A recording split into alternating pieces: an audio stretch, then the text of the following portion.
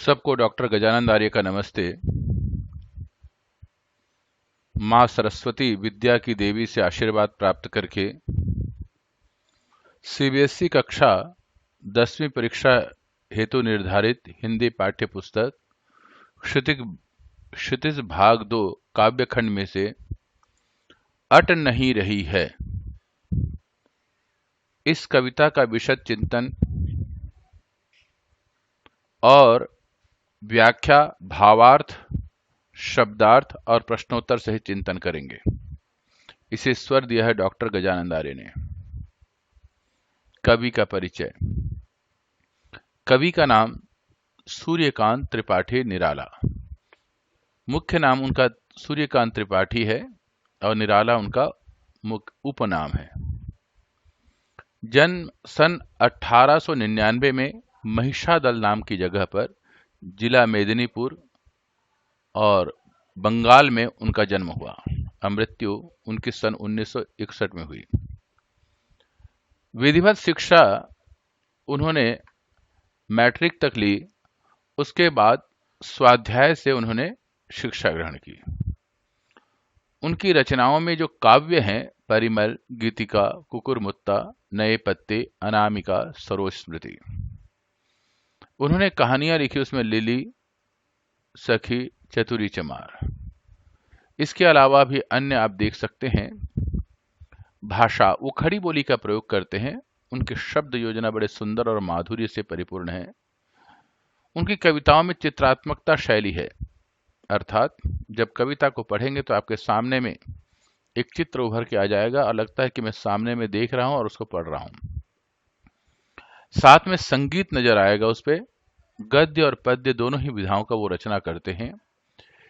इस कविता में अनुप्रास और पुनरुक्ति प्रकाश, इन अलंकारों का प्रयोग किया गया है। जब हम पाठ को पढ़ेंगे तो इस बात का ध्यान रखना है कि प्रकृति का चित्रण करते हैं और फाल्गुन मास का करते हैं। जब वसंत ऋतु का आगमन होता है तो उसका खूबसूरत चित्रण उन्होंने किया है। सूर्यकांत त्रिपाठी निराला, निराला उनका उपनाम है। आप उनका चित्र एनसीईआरटी के पुस्तक में अंतरा भाग में 2 में देखते हैं। उनका जीवन चरित्र हमने पिछले वीडियो में किया है, जहां उत्साह, उस वीडियो को आप देख सकते हैं और वहां से संपूर्ण जीवन चरित्र का विशद विश्लेषण आप देख सकते हैं। आज का जो मुख्य कविता का विषय रहेगा, अट नहीं रही है। कविता फाल्गुन की मादकता को प्रकट करती है। मादकता का मतलब होता है जब मनुष्य के अंदर एक उत्तेजना पैदा होती है, जिसमें माधुर्य होता है, प्रसन्नता होती है, उसे मादकता कहा जाता है। कवि फागुन की सर्वव्यापक सुंदरता को अपने संदर्भों में देखता है। जब मन प्रसन्न हो तो हर तरफ फागुन की सौंदर्य उल्लास दिखाई पड़ता है। सबसे मुख्य बात कविता का यह है, जब पाठक का या उसको दृश्य को देखने वाले व्यक्ति का मन में प्रसन्नता हो तो ही बाहर का सौंदर्य सौंदर्य लगता है, अन्यथा बाहर का सौंदर्य उसके लिए भी बेकार है। उसके मन में उल्लास, खुशियों की भावना अवश्य होनी चाहिए, तभी ये जो प्रकृति ने इतनी सुंदर छवि बनाई है उसकी सुंदरता का आभास हो सकता है।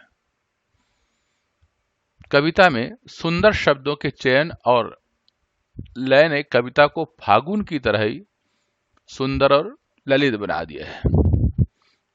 जैसे फागुन का महीना बहुत सुंदर होता है,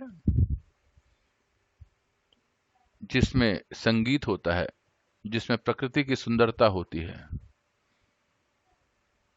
ऐसे ही सुंदरता से परिपूर्ण यह कविता है। हमने पिछले वीडियो में उत्साह का पढ़ा था, अब अट नहीं रही है, इसको पढ़ रहे हैं। अट नहीं रही है, आभा फागुन की तन सट नहीं रही है। अट नहीं रही का मतलब समा नहीं रही है। क्या समा नहीं रही है? सुंदरता। आभा माने सुंदरता, फागुन की तन सट नहीं रही है। और फागुन के महीने में जो इतनी खूबसूरती है, मन इतना भाव विभोर हुआ पड़ा हुआ है, इतना उल्लास से परिपूर्ण है, खुशियों से परिपूर्ण है। मैं इसकी इतनी भव्य सुंदरता को कैसे अपने दिमाग में बिठाऊं, ऐसे कवि जो है बड़े सुंदर भाव से लिख रहे हैं। यह सत्य है, जब मन में बहुत ज्यादा खुशी होती है, प्रसन्नता होती है, उल्लास होता है, तो बाहर का सौंदर्य उसे दुगुना कर देता है और अधिक सौंदर्य से परिपूर्ण कर देता है। कहीं सांस लेते हो, घर घर भर देते हो। यहां सांस शब्द से मतलब खुशबू है, क्योंकि वसंत के समय में नए नए पत्ते आते हैं, उसमें फूल खिल जाते हैं, आम के बौर, अन्य फूलों की खुशबू, उसमें से जो भीनी भीनी सुगंध आती है और मौसम ठंडा होता है, हवा बिल्कुल हल्की हल्की बहती है, तो वो सुगंध से परिपूर्ण हो जाता है। तो वो सुगंध इतना है कि घर घर भर देते हो। यहाँ पर कवि ने एक शब्द को दो बार कह करके यहाँ पर अलंकार का प्रयोग किया है, पुनरुक्ति प्रकाश और अनुप्रास अलंकार। हर घर, जहां भी खुशी है, जहां भी प्रसन्नता है, वो सारे के सारे इस आनंद से परिपूर्ण हो जाते हैं, सुगंध से परिपूर्ण हो जाते हैं। लेकिन घर में प्रसन्नता होनी चाहिए, सामर्थ्य होना चाहिए। इसीलिए कवि ने हर प्राणी के लिए यह कहा है, और समाज से भी कह रहे हैं कि हर एक के घर में संपन्नता होनी चाहिए, तभी उस प्रसन्नता का आनंद ले सकते हैं। उड़ने को नभ में पर पर कर देते हो। दिल करता है कि मैं आसमान में उड़ जाऊं।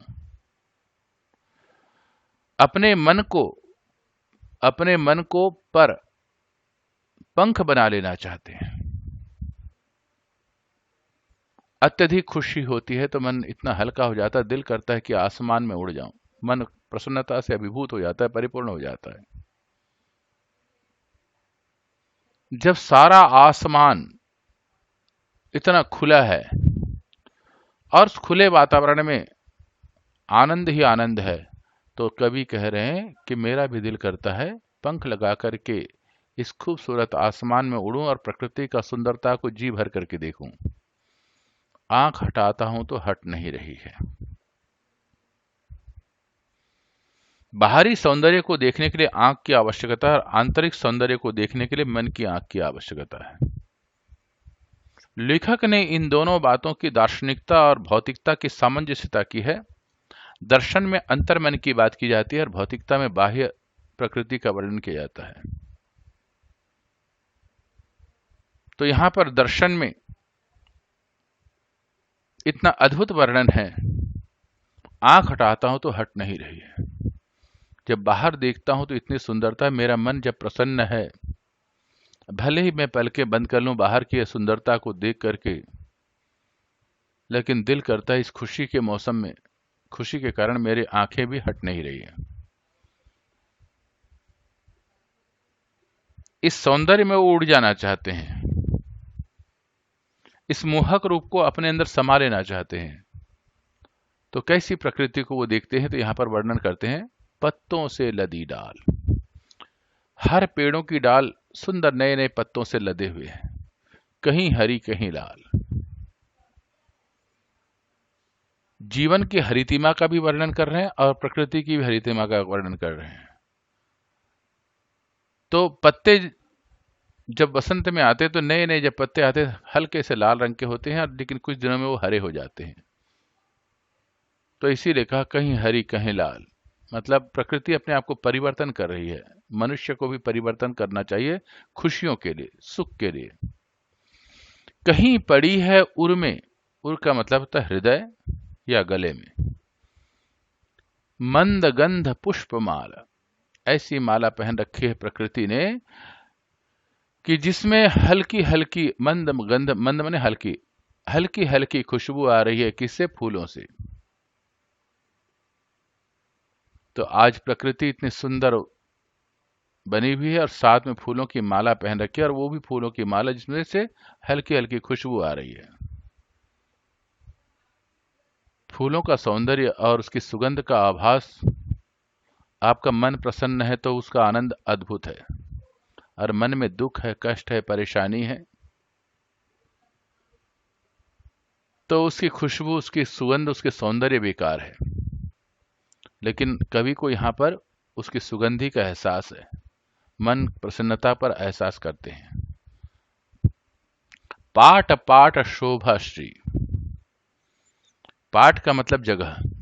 पाट पाट दो बार वर्णन किया है, पुनरुक्ति प्रकाश अलंकार है।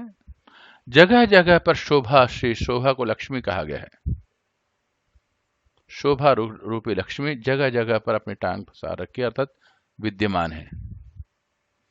हर जगह जगह पर शोभा बढ़ रही है, पट नहीं रही है। लेकिन इतनी सुंदरता है, कितना भी धरती को पाट दो, मन में पाट दो, न अट रही है न पट रही है, अर्थात उसका सौंदर्य बेहद अद्भुत है।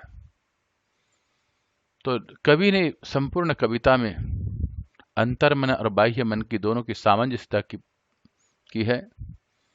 कहीं न कहीं दर्शन और आत्मा की सुंदरता की बात भी कही है। अब हम पाठ्य पुस्तक के प्रश्नोत्तर के विषय में चर्चा करेंगे। उससे पहले आपको कुछ कठिन शब्दों का अगर अर्थ देखना हो, जैसे शोभाश्री, सौंदर्य से भरपूर, पाट पाट जगह जगह, अट मने सामना प्रविष्ट करना, पट मने समा रही है। अन्य इससे संबंधित कविता आप यहां देख सकते हैं। फूटे हैं आमों में बोर, भौर वन में टूटे हैं, होली मची ठोर ठोर, सभी बंधन छूटे हैं। फागुन के रंग राग, बाग वन फाग मचा रहा है, भर गए मोती के झाग, जनों के मन लूटे हैं।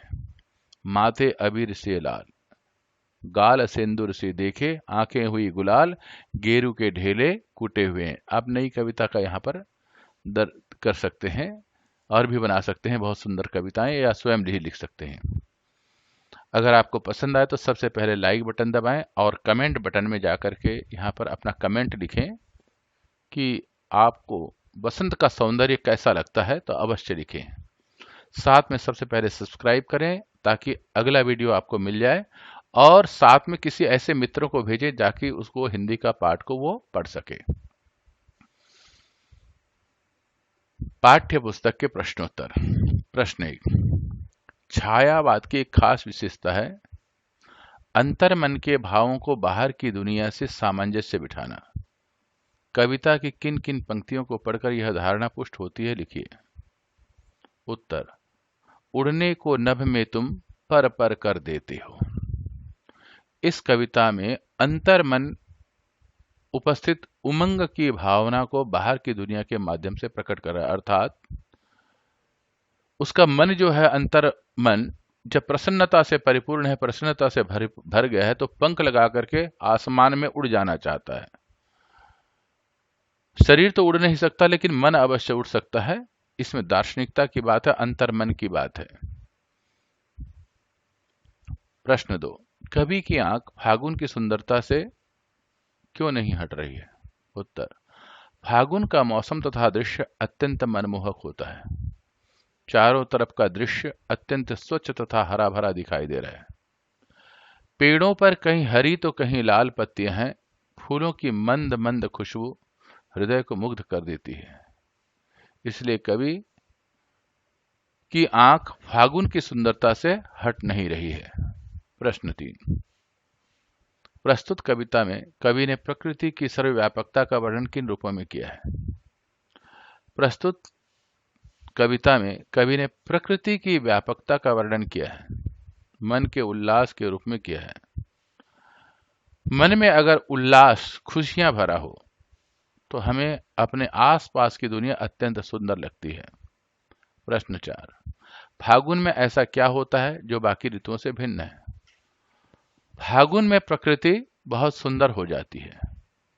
पेड़ों में नए पत्ते, फूल, सुगंध और ठंडी हवा के कारण प्रकृति मादक हो जाती है।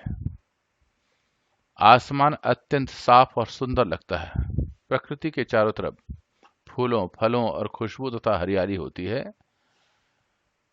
वातावरण शीतल और शांत हो जाता है। इन्हीं विशेषताओं के कारण फागुन का मौसम अन्य ऋतुओं से भिन्न होता है। प्रश्न 5, इस कविता के आधार पर निराला के काव्य शिल्प की विशेषताएं लिखिए। वे छायावादियों के कवि हैं। उनकी काव्यगत विशेषताएं इस प्रकार हैं। निराला ने छंद मुक्त काव्य लिखा है। इस काव्य में प्रकृति चित्रण के माध्यम से मानव हृदय की भावना को व्यक्त की गई है। भावों की सूक्ष्म अभिव्यक्ति इसके काव्य की मुख्य विशेषता रही है। प्रस्तुत काव्य में तुकबंदी लयबद्धता के माध्यम से कविता को गीत के रूप में भी प्रस्तुत किया गया है, अर्थात इसको गाया जा सकता है। कविता में सुंदर शब्दों का प्रयोग कर कविता को सुंदर रूप प्रदान किया गया है।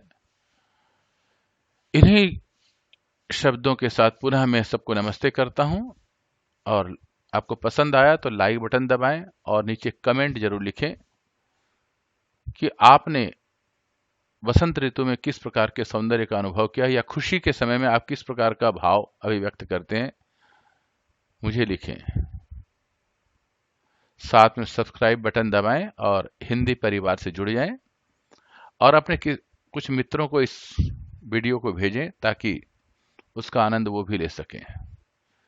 इसी के साथ मां सरस्वती को प्रणाम करके सबको नमस्ते।